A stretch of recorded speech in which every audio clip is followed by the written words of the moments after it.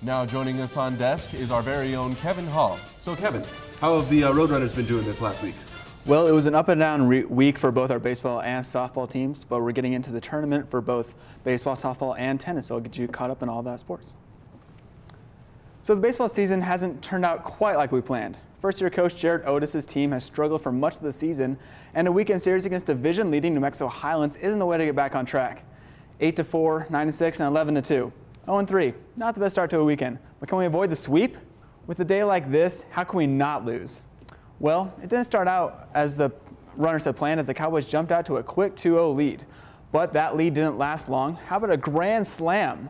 Junior Gavin Purvis goes yard and clears the bases, and Metro takes the lead. The home runs would not end there. Darren Schultes hits the long bomb as well, and the lead is now 6, up 8-2.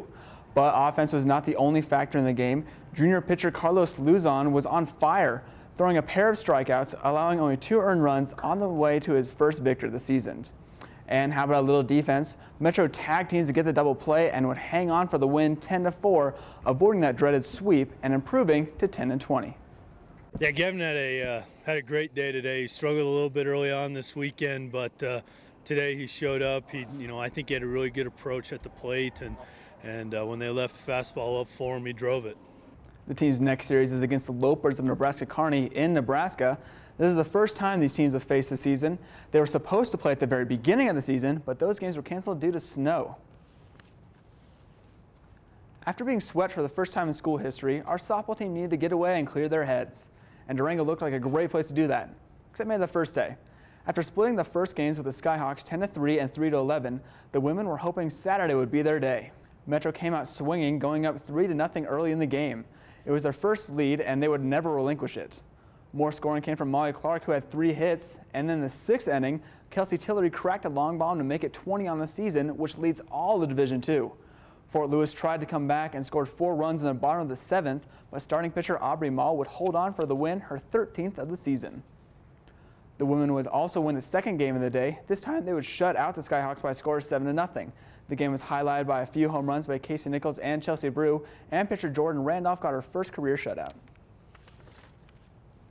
Now for our tennis teams who are picking up their game just in time for the RMAC tournament.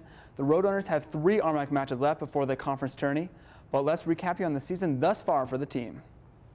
Led by #1 single star Lucio Cangiano, the men's team sport an unbeaten 3-0 record in conference play. Cangiano's 15-5 in singles competition, and #3 singles Adrian Delvaux has recorded an 11-8 overall record. In doubles competition, Jonathan Evangelista and Thomas Lowe's led the way with their unblemished 3-0 RMAC mark and a 13-8 overall record. On the women's side, the Roadrunners are 2-1 in conference and are led by Nadia Kamis, who is unbeaten against RMAC competition. Marianne Evangelista and Sam Shaw have not lost a match in doubles play and are 11-7 overall on the season. Unfortunately, both teams have lost this weekend to Nebraska Kearney, the men's 6-3 and the women's 7-2. Tennis is playing as we speak against Montana State Billings, and make sure to check out GoMetroState.com for the final scores and to check out the latest news on your favorite Metro State sports teams. So while our current Roadrunners are making strides and leaving their mark on the program, a couple former alumni greats are continuing their great success in the professional world. Former men's soccer stud Stephen Emery and women's soccer star Becca Mays both signed professional contracts this past week. Emery, who was a 2-time Central Region and RMAC Player of the Year, inked a contract with IF Kraft Narpes, a professional team in Finland. The 4-year Metro midfielder played 1 season with the Colorado Rapids before being cut this spring.